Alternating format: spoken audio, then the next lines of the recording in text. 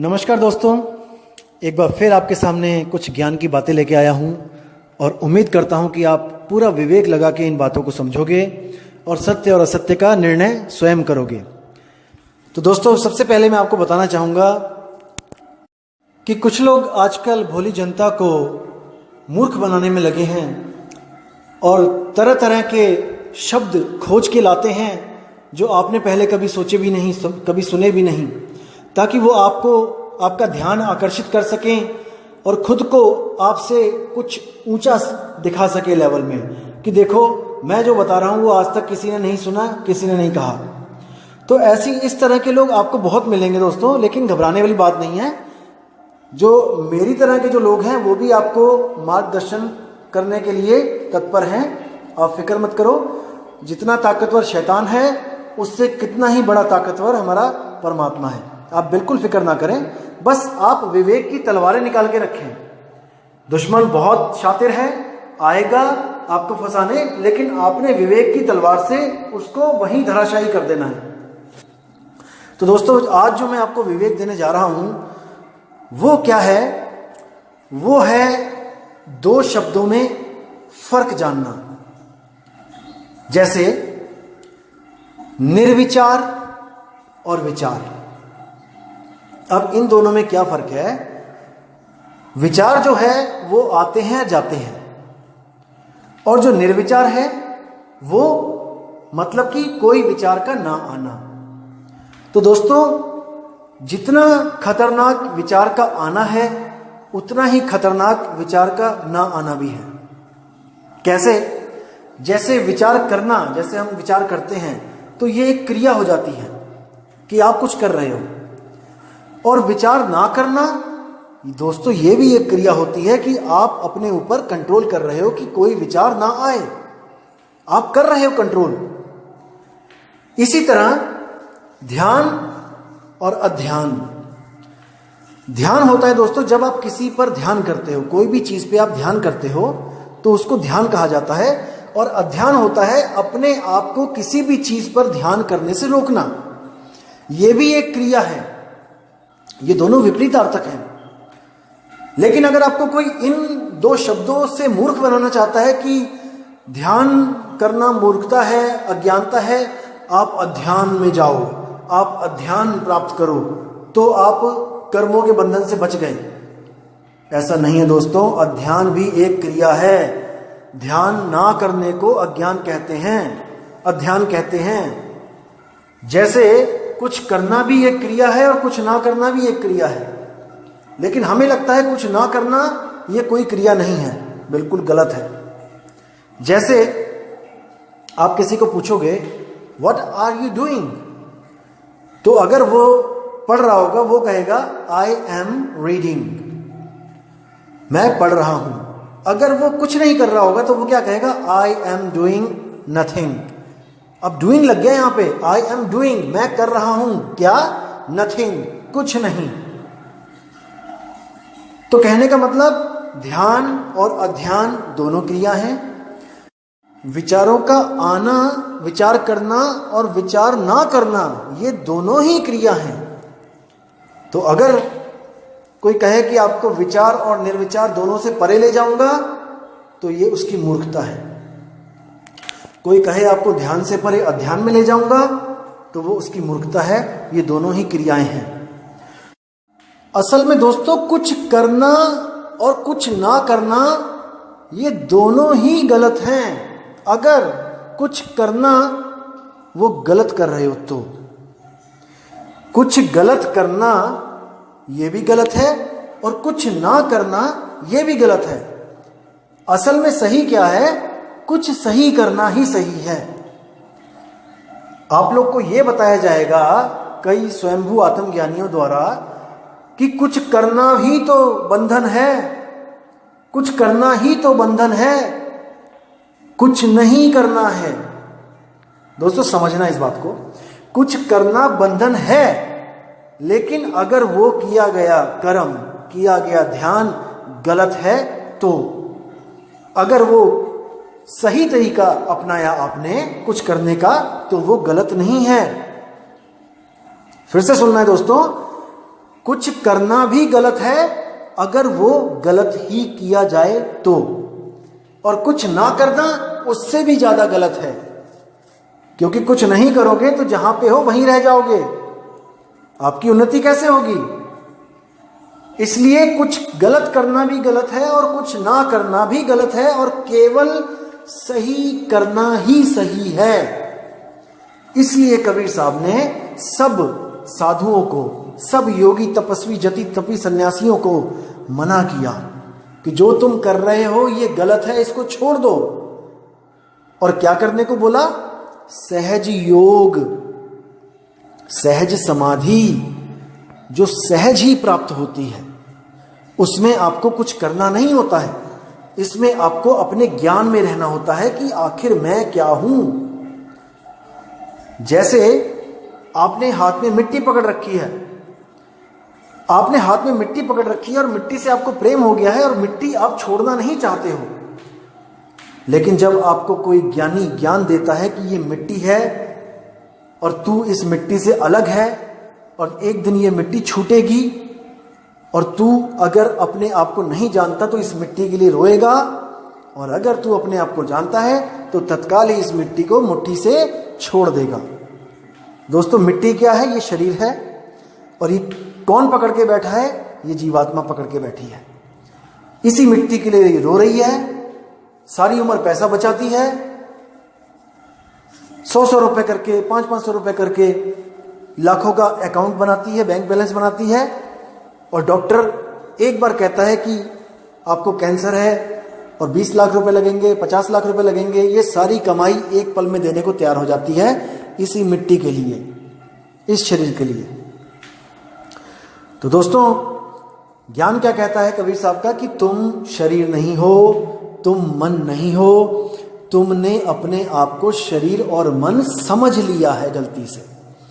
तुम इस गलती को सुधार करो, एक गुरु के पास जाओ जिसके पास 2 अक्षर का भेद हो, वो तुम्हारा एक अक्षर यानी कि तुम्हारे ये 52 अक्षर और इससे पैदा होने वाले ये मन और माया और ये 5 तत्वों का शरीर, इसको वो छुड़वा देगा। कहने का मतलब आपको अलग कर देगा, आपको मन से उसी वक्त अलग कर देगा और आपको आत्मज्ञान पल में करा देगा। अगर आप विवेकी हो तो, अगर आप उस ज्ञान को समझने लायक हो तो आप एक पल में समझ जाओगे कि आप कैसे शरीर से अलग हो। और जैसे ही आपका ये शरीर छूटेगा, आपने मुट्ठी खोल देनी है। आप जहां पे हो आप वहीं रहोगे, लेकिन आपकी मुट्ठी खुलते ही वो सारी मिट्टी जमीन पे गिर जाएगी। इसी तरह जब मौत आएगी तो आपका शरीर मिट्टी की तरह गिर जाएगा, लेकिन आप जहां पर हो आप वहीं रहोगे, ना कहीं गया ना आया, ना कहीं जाना ना कहीं आना, आपे में आप समाना। दोस्तों, ज्ञान गूढ़ा है, लेकिन आपको समझना पड़ेगा। किसी ब्रह्मलोक, सतलोक, अलखलोक, आगामी लोक में नहीं जाओगे आप स्वयं में स्थित हो जाओगे। आप जहां पे हो आप वहीं रहोगे, लेकिन आपका पिंड मन माया से छूट जाएगा।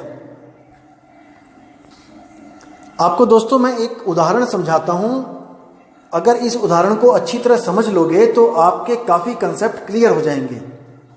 जैसे आत्मा अडोल है, आत्मा चलती नहीं है, आत्मा कभी इधर से उधर नहीं जाती, वो सब भी क्लियर हो जाएंगे, सारे कंसेप्ट जितने भी हैं। तो क्या उदाहरण दे रहा हूं मैं आपको, अच्छी तरह समझना है।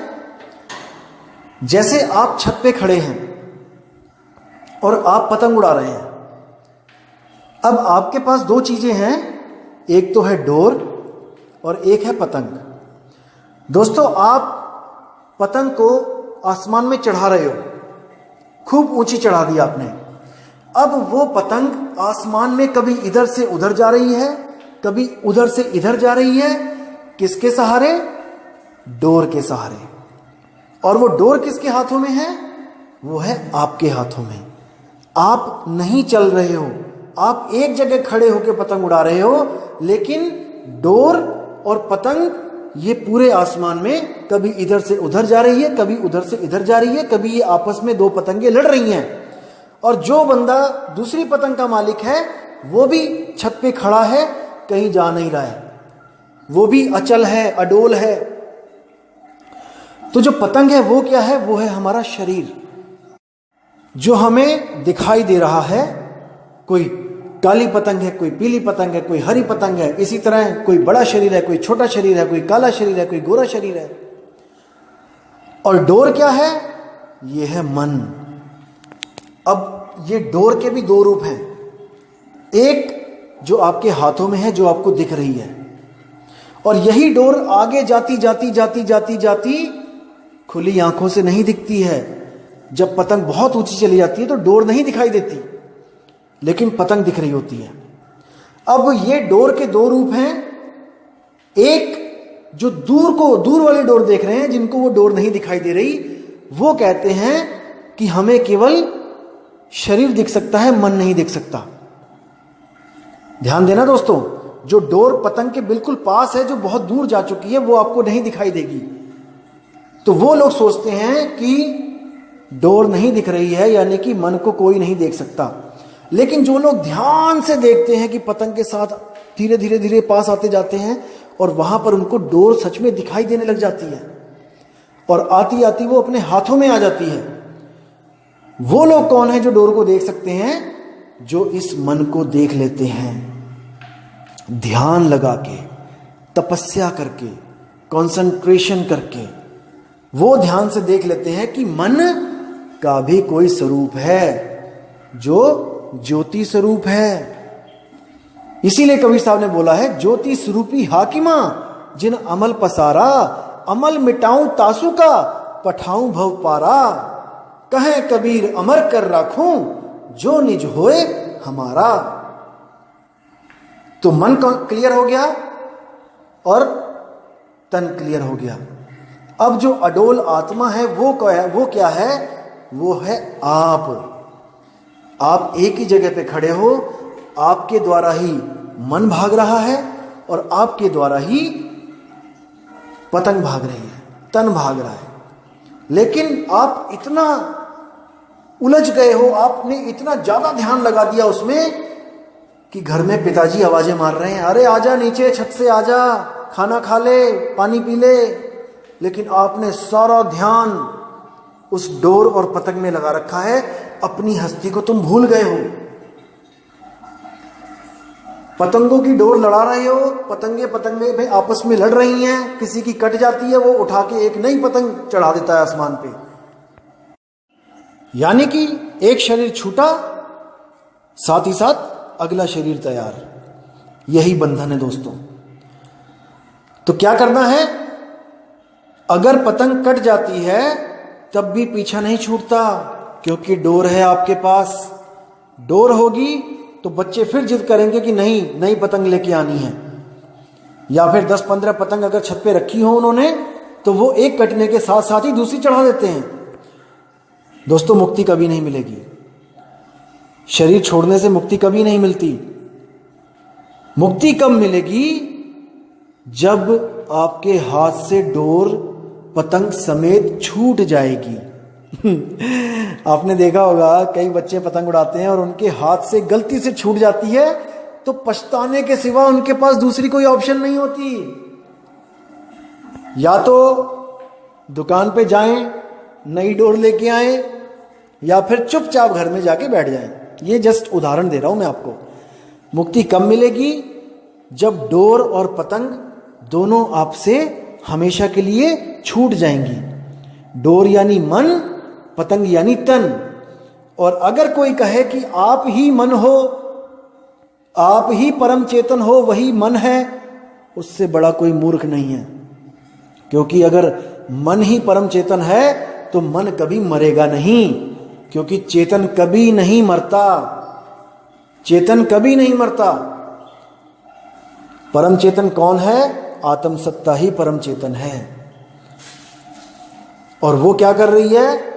वो इस मन को सारी पावर देके बैठी है।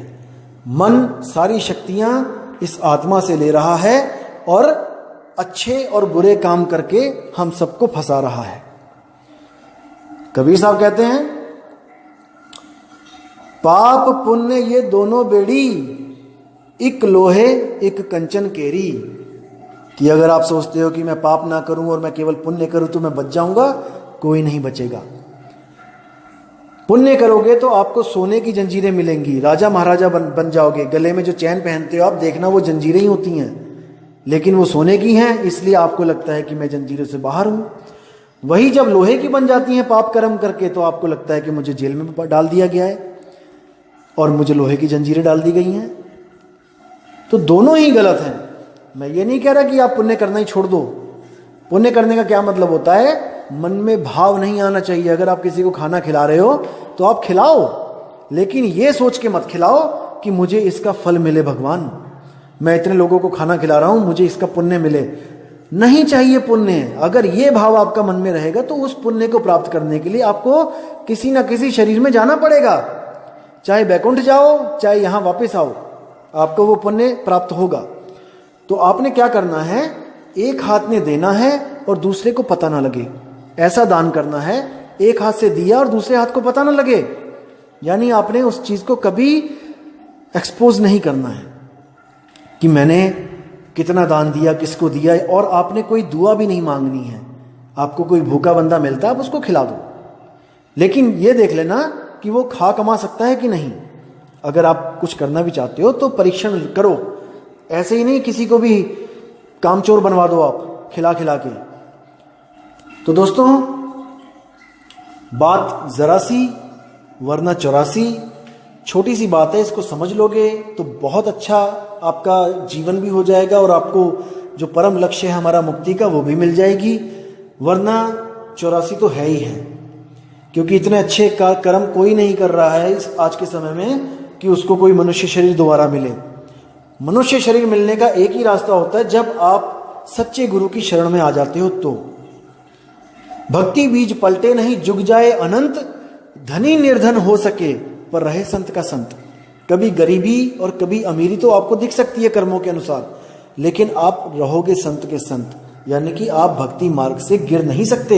ये गारंटेड है दोस्तों, क्योंकि भक्ति मार्ग बहुत ऊंचा मार्ग है।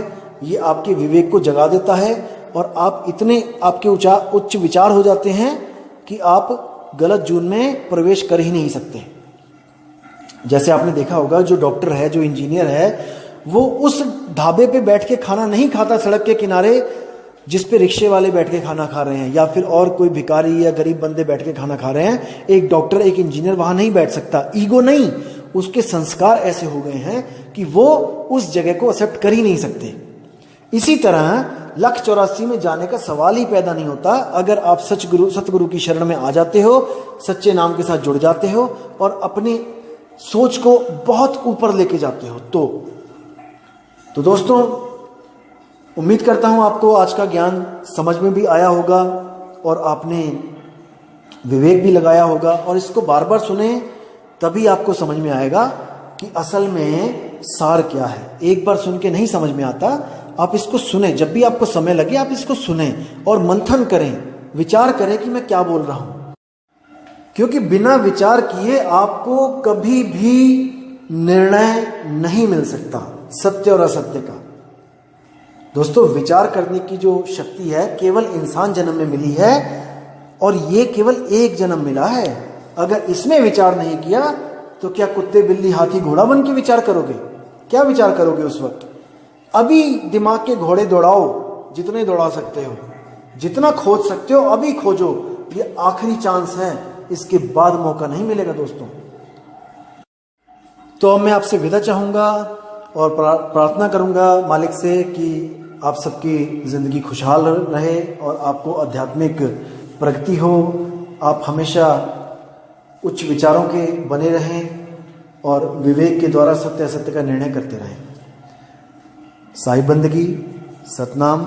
जय गुरु बंदी छोड़ कबीर साहब, जय गुरु बंदी छोड़ मदन साहिब, जय गुरु बंदी छोड़ वैराग साहिब जी की सदा ही जय हो। साहिब बंदगी।